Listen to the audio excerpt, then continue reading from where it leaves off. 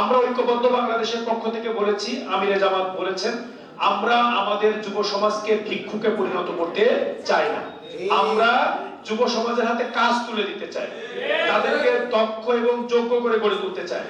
আমাদের মেয়েরা দক্ষ হিসেবে গড়ে উঠবে, আমাদের ছাত্ররা দক্ষ হিসেবে গড়ে উঠবে। যতদিন তারা সঠিক একটি কর্মক্ষেত্র খুঁজে পাবে না, ততদিন তারা ট্রেনিং এর মধ্যে থাকবে। এই ট্রেনিং পিরিয়ডে তার যে খরচ, এটা রাষ্ট্র বহন করবে। এইটার মধ্য দিয়ে সে দেশে কর্মক্ষেত্র খুঁজে পাবে, প্রয়োজন হলে তাকে বিদেশেও রাষ্ট্রীয়ভাবে তাকে পাঠানোর ব্যবস্থা করা হবে। আমরা একটি 1 সাগর রক্তের বিনিময়ে আমাদের বাংলাদেশ স্বাধীন করেছিলাম, সাম্য, মানবিক মর্যাদা এবং ন্যায় বিচার প্রতিষ্ঠার লক্ষ্যে। কিন্তু দীর্ঘ 53 বছর বাংলাদেশ অতিবাহিত হওয়ার পরেও মানুষের অধিকার, মানুষের ন্যায় বিচার, সাম্য এবং সুবিচার এগুলো না পাওয়ার কারণে এবং প্রতি পদে পদে বৈষম্য থাকার কারণে কিন্তু ছাত্রদের নিয়ে যে গণ আন্দোলন গড়ে উঠেছিল, একবার 2018 সালে হয়, এরপরে এসে আবার 2024-এ যে আন্দোলন শুরু হয়, সেই রক্তক্ষয়ী আন্দোলনের মধ্য দিয়ে আমাদের প্রায় 2000-এর কাছাকাছি ছাত্র যুবক জনতা তাদের জীবনদানের মধ্য দিয়ে এবং প্রায় 30,000-এর কাছাকাছি ছাত্রদের এবং যুবকদের এবং অন্যান্য বয়সের বিভিন্ন কর্মজীবী মানুষের পঙ্গুত্ব বরণ আহত হওয়ার মধ্য দিয়ে আমরা নতুন বাংলাদেশের স্বপ্ন নিয়ে সামনের দিকে পদযাত্রা শুরু করি। কিন্তু দুঃখজনক হলেও সত্য, খুব অল্প দিনের ব্যবধানেই আমরা দেখেছি বাংলাদেশের দুর্নীতি, বাংলাদেশের বিভিন্ন জায়গায় জুলুম পীড়ন, বাংলাদেশের সুবিচার, মানুষের মৌলিক অধিকার, মানুষের কথা বলার অধিকার, রাজনীতি করার অধিকার, সকল ক্ষেত্রেই বাধা সৃষ্টি করা হয়েছে, সকল ক্ষেত্রেই প্রতিবন্ধকতা সৃষ্টি করা হয়েছে।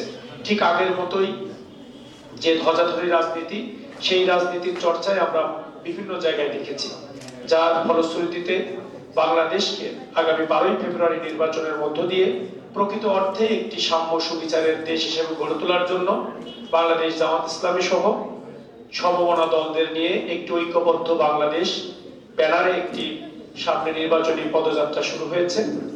আর আমরা মনে করি যে জুলাই চেতনা, যে জুলাই সনদ, সেই সনদ বাস্তবায়নের জন্য আগামী নির্বাচনে 2টা ভোটের ব্যবস্থা করা হয়েছে।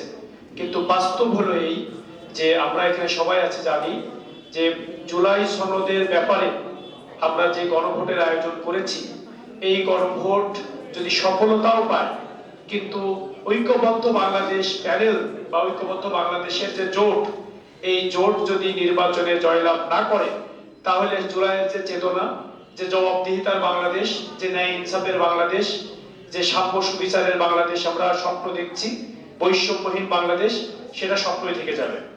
কারণ আমরা দেখেছি এই আমাদের অন্য রাজনৈতিক ব্যানারে যারা নির্বাচন করছেন, সেই বন্ধুদের কর্মীরা মানুষের বাড়ি বাড়ি গিয়ে জুলাই চেতনার বিপক্ষে গিয়ে তারা না ভোটের পক্ষে কথা বলছেন। আবার যখন জনগণের সামনে আসছেন, সাংবাদিকদের প্রশ্নের সম্মুখীন হচ্ছেন কিংবা জুলাই ফাইটারদের সম্মুখীন হচ্ছেন, তখন চাপে পড়ে মাঝে মাঝে বলছেন আমরা তো পক্ষেই আছি। তো এই জন্য এই যে একটা দ্বিচারিতা বাংলাদেশে চলছে, এই দ্বিচারিতা থেকে বেরিয়ে আসার একটা মোক্ষম সুযোগ হচ্ছে 12ই ফেব্রুয়ারি নির্বাচন। এই নির্বাচনকে যদি আমরা গুরুত্বের সাথে বিবেচনা করতে ভুল করি, এই নির্বাচনকে যদি আমরা বাংলাদেশ পুনর্গঠনের একটা সুযোগ হিসেবে গ্রহণ করতে ভুল করি, তাহলে বাংলাদেশ আবার পিছনের দিকে ফিরে যাবে। আর এই নির্বাচনের মধ্য দিয়ে যদি আমরা সঠিক সিদ্ধান্ত নিতে পারি, বিশেষ করে যুব সমাজ, ছাত্র সমাজ, আমরা যেভাবে একটি বিপ্লবের মাধ্যমে একটি স্বৈরতন্ত্রকে অপসারণ করেছি, ঠিক তেমনি ভাবে 12ই ফেব্রুয়ারি নির্বাচনে সবাই যদি ঐক্যবদ্ধভাবে যার যার স্ট্যান্ড থেকে আমরা যদি ফাইট দিতে পারি, তাহলে আমরা বিশ্বাস করি 12ই ফেব্রুয়ারি নির্বাচনের মধ্য দিয়ে বাংলাদেশ প্রকৃত অর্থেই একটি আধিপত্যবাদ মুক্ত একটি বাংলাদেশে পরিণত হবে। তো সেই জন্য আমাদের চাওয়া খুব সিম্পল। আর এখানে যারা আমাদের এনসিপির ভাইয়েরা আছে বা ছাত্র বন্ধু বান্ধবীরা আছেন, তারা চাওয়া খুব স্পষ্ট। সবার চাওয়া একটাই, আমরা সবার মৌলিক অধিকার ফিরিয়ে দিতে চাই, আমরা আমাদের যুবকদের হাতে কাজ তুলে দিতে চাই। আমাদের কিছু ভাইদের বক্তব্য আমরা শুনেছি, কিছু পরিকল্পনার কথা শুনেছি, যেগুলোর বাস্তবিক অর্থে কোনো ভ্যালিডিটি নাই, যেগুলো বাস্তবিক অর্থে যদি চিন্তা করা হয় সেটা খুবই অসামঞ্জস্য কথাবার্তা। তার মধ্যে এমন যে আমাদের একটি রাজনৈতিক দলের নেতা, সর্বোচ্চ নেতার কাছে গতকালকে আমরা বক্তব্যের মধ্যে শুনেছি, তিনি বলেছেন দেশের যারা বিভিন্ন এনজিও থেকে লোন নিয়েছেন সেই লোনের টাকা পরিশোধ করা লাগবে না, এই লোন তারা পরিশোধ করে দেবেন। এটা কি দেশের অর্থনীতি তাহলে থাকবে? এগুলো অবান্তর এবং অবাস্তব পরিকল্পনার কথা বলে মানুষকে শুধুমাত্র বিভ্রান্ত করার চেষ্টা করা হচ্ছে। আমাদের যুব সমাজকে বেকার ভাতা দেওয়ার কথা বলা হয়েছে। আমরা ঐক্যবদ্ধ বাংলাদেশের পক্ষ থেকে বলেছি, আমিরে জামাত বলেছেন, আমরা আমাদের যুব সমাজকে ভিক্ষুকে পরিণত করতে চাই না। আমরা যুব সমাজের হাতে কাজ তুলে দিতে চাই, তাদেরকে দক্ষ এবং যোগ্য করে গড়ে তুলতে চাই। আমাদের মেয়েরা দক্ষ হিসেবে গড়ে উঠবে, আমাদের ছাত্ররা দক্ষ হিসেবে গড়ে উঠবে। যতদিন তারা সঠিক একটি কর্মক্ষেত্র খুঁজে পাবে না ততদিন তারা ট্রেনিং এর মধ্যে থাকবে। এই ট্রেনিং পিরিয়ডে তার যে খরচ এটা রাষ্ট্র বহন করবে। এইটার মধ্য দিয়ে সে দেশে কর্মক্ষেত্র খুঁজে পাবে, প্রয়োজন হলে তাকে বিদেশেও রাষ্ট্রীয়ভাবে তাকে পাঠানোর ব্যবস্থা করা হবে। এর মধ্য দিয়ে আমরা আমাদের যুবকদেরকে যেমনি ভাবে তাদেরকে সচ্ছল করে তুলতে চাই, তাদেরকে আরো কর্মঠ তৈরি করতে চাই, পাশাপাশি তাদের মাধ্যমে আরো ব্যক্তি যেন কর্মসংস্থানের খুঁজে পায় সেই রকমের ব্যবস্থাপনা আমরা তৈরি করতে চাই। আমাদের একজন বোন বলেছেন যে সকল ক্ষেত্রে নারীদের সমতা, আমরা বলেছি নারীদের ন্যায্য অধিকার এবং মর্যাদা আমরা দিব ইনশাআল্লাহ।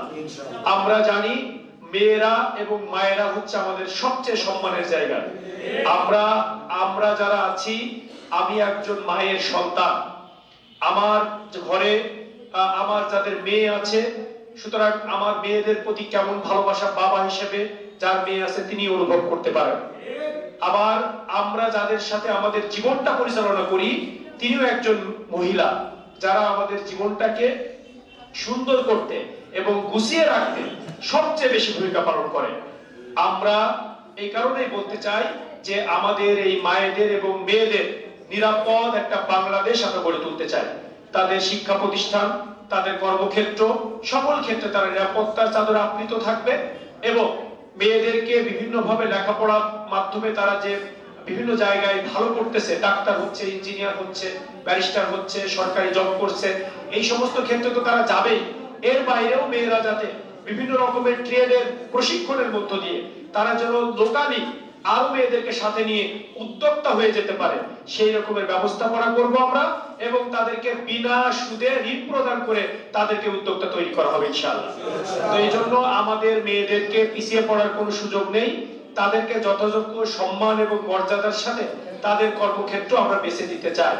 আপনারা জেনেছেন মেয়েদের ব্যাপারে আমাদের আমিরে জামাত একটা কথা বলেছিলেন, তাদের কর্মঘণ্টা কমানোর ব্যাপারে। এটার পেছনে অনেক লজিক আছে, যুক্তি আছে। সেটা হচ্ছে যে আমাদের এই মেয়েদের হাতে বা মায়েদের হাতেই কিন্তু একটি জাতি গঠন হয়ে থাকে। সুতরাং আমাদের মায়েরা যদি সারাদিন কর্মক্ষেত্রে থাকে, তার সন্তানকে নৈতিকভাবে বেড়ে তোলা, বড় করা, এটা কিন্তু অনেক দুরূহ ব্যাপার হয়ে পড়ে। এই জন্য আমরা একটা সুন্দর জাতি গঠনে আমাদের মায়েদের সবচেয়ে বড় ভূমিকা। এই কারণে কর্মক্ষেত্রে যেমন সে অংশগ্রহণ করবে, সে পুরুষের সমান তার চাকরির ক্ষেত্রে সে তার স্যালারি পাবে, কিন্তু কর্মঘণ্টা তার কম হবে। এভাবে সে জাতি গঠনে ভূমিকা পালন করবে, আবার নিজের কর্মক্ষেত্রেও সে সঠিক মেধার সাক্ষ্য রাখতে সক্ষম হবে। এভাবেই আমরা ব্যালেন্স করতে চাই এবং মেয়েদেরকে এগিয়ে নিয়ে যেতে চাই। সর্বোপরি আমরা আমাদের এই চুয়াডাঙ্গা, আলমডাঙ্গা একটা অবহেলিত জেলা, এই অবহেলিত জেলাকে আমরা এগিয়ে নিয়ে যাওয়ার জন্য আমরা এইটা সি ক্যাটাগরির জেলা, সকল ক্ষেত্রে বিভিন্ন অফিস আদালত বলি, বিভিন্ন ক্ষেত্রে বরাদ্দের কথা বলি, সকল ক্ষেত্রেই থার্ড লেভেলে আমাদের বরাদ্দ দেওয়া হয়। এইটাকে যদি আমরা সকল ক্ষেত্রে মেধা, শিল্প কলকারখানা, আমাদের কৃষি, আমাদের সকল জায়গায় সবাই সমন্বয় করে যদি আমরা এটাকে এগিয়ে নিয়ে যেতে পারি, তাহলে আমাদের এই জেলাটি আমরা টেনে এই ক্যাটাগরিতে নিয়ে যাওয়ার চেষ্টা করতে পারবো। এটা আমাদের সমন্বিত প্রচেষ্টার ব্যাপার। যে যেখানে আছে বাংলাদেশের আমাদের এই চুয়াডাঙ্গা এক আসনের মানুষ যে ব্যাপারে পারদর্শী, তাদেরকে কাজে লাগাবো আমরা, তাদের মেধার সমন্বয় করে আমরা আমাদের সামনের দিকে এগিয়ে যেতে চাই। দলীয় সংকীর্ণতার ঊর্ধ্বে উঠে জাতীয় স্বার্থে, এলাকার স্বার্থে, দেশের স্বার্থে আমরা সবাই ঐক্যবদ্ধভাবে কাজ করতে চাই। এজন্য প্রিয় ছাত্রছাত্রী ভাই এবং বোনেরা এবং আমাদের জাতীয় নাগরিক পার্টির প্রিয় বন্ধুরা, আমি শেষ এটুকুই বলতে চাই, স্বপ্ন আমাদের একটাই, বাংলাদেশে ন্যায় ইনসাফ প্রতিষ্ঠা করা, বৈষম্যহীন বাংলাদেশ গড়ে তোলা, মানুষের অধিকার মানুষের কাছে পৌঁছে দেওয়া, দল মতের ঊর্ধ্বে থেকে সকলের জন্য কাজ করা।